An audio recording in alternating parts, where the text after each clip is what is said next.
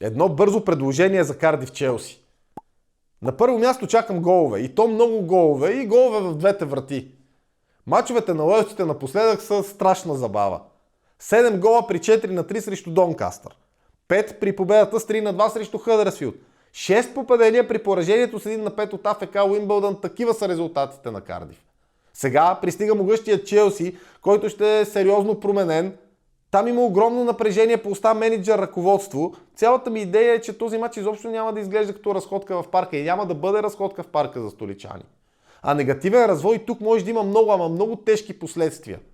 От другата страна е лидерът в класирането, макар и в Лига 1, но съм убеден, че тоталното фаворизиране не е напълно оправдано на Челси.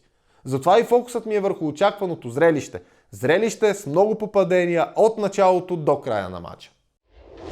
Вижте цялото видео в YouTube канала на Betano България.